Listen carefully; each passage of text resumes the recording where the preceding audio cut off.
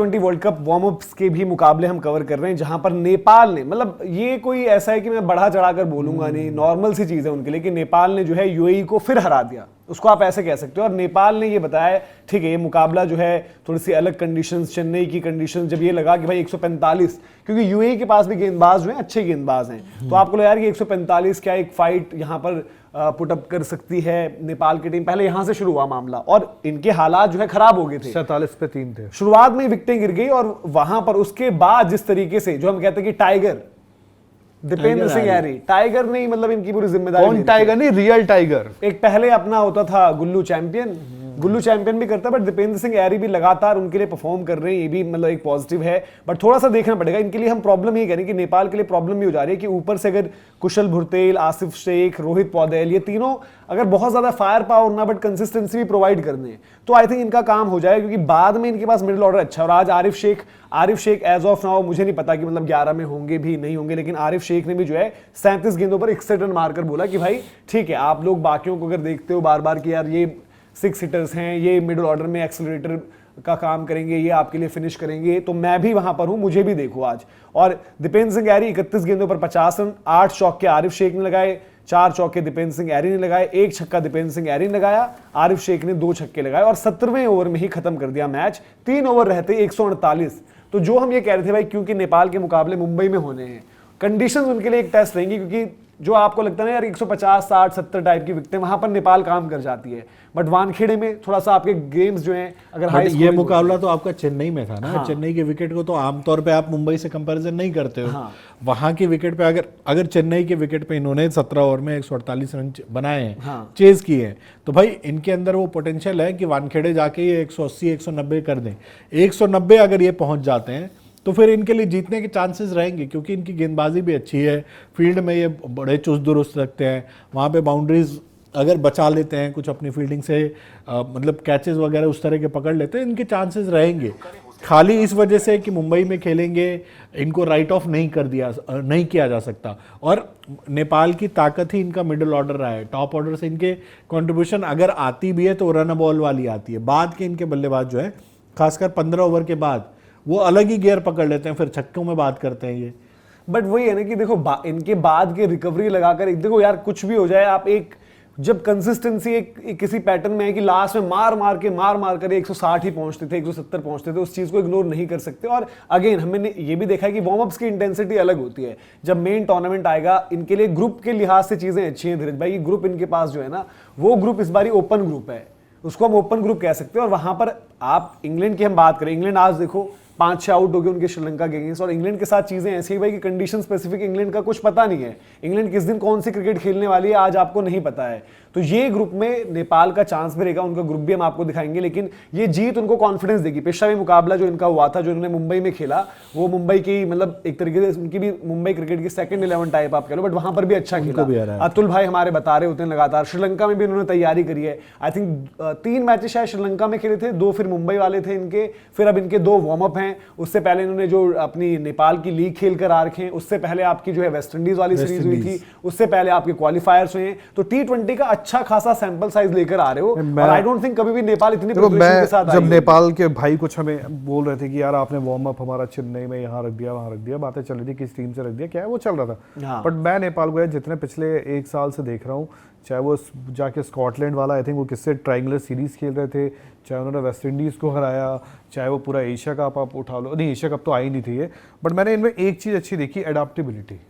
ठीक है, आप बोल दो वानखेड़े का विकेट है, आप बोल दो चेन्नई का विकेट है, आप बोल दो कहाँ का है, ये बंदों में देखो फील्डिंग की तो इनकी बात छोड़ दो, फील्डिंग का जो साइड है वो हमेशा ए होता है, वो हमेशा पॉजिटिव होता है, उसमें बहुत रेयर आपको कभी गलतियां दिखती है। ठीक है, दूसरा ये है कि यार जो मैच विकेट थोड़ा फंसती है वहां पे ये अगर डिफेंड कर रहे हो तो ये घुमा के रख देते हैं, तो जीत से सामने वाली की टीम से छीन के ले आते हैं और मुकाबला जीतते हैं।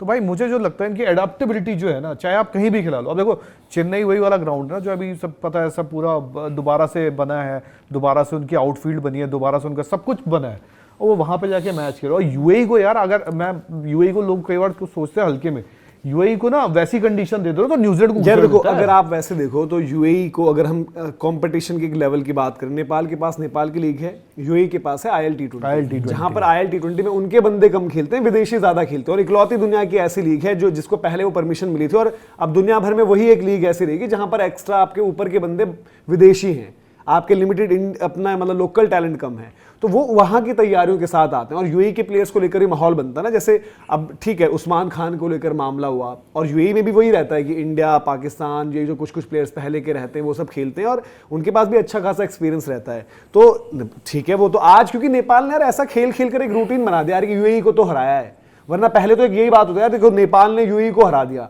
नेपाल का ये यूएई तो फिर भी फ्रीक्वेंटली एशिया कप, टी20 वर्ल्ड कप इसमें फीचर कर रही है, नेपाल इतने टाइम के बाद अब हुआ कि back to back world cup, उनके लिए पहले वो जीत थी भाई, back to back world cups में हमारी एंट्री है।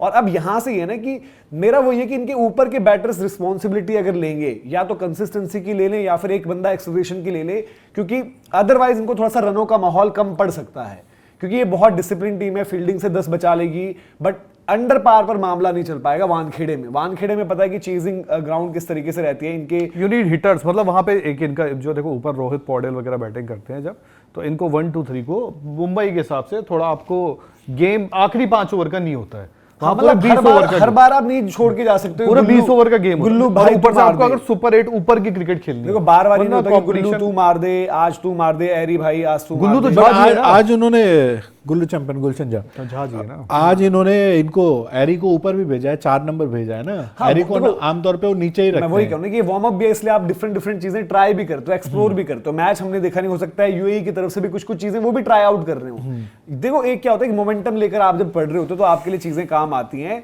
अब इनको वही देखना है, कुछ चीजें जो यहाँ पर हम जैसे ये भी करेंगे, निश्चल भाई वो भी नेपाल से ही होंगे, वो कह रहे हैं कि डेथ ओवर्स और ओपनर्स की जो बैटिंग है वो फॉर्म और कंसिस्टेंसी हमारे लिए कंसर्न। और यार हम लोगों ने तो पूरे मैचेस सारे कवर करे हैं और हमने भी लगातार वो देखी है चीजें।